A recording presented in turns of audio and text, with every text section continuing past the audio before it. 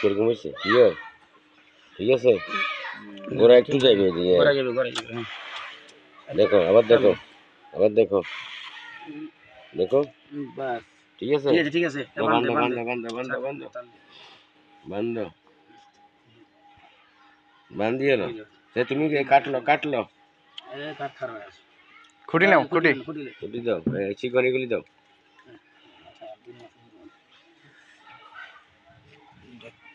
হ্যাঁ না গরম গরম ও ও নিচে সবে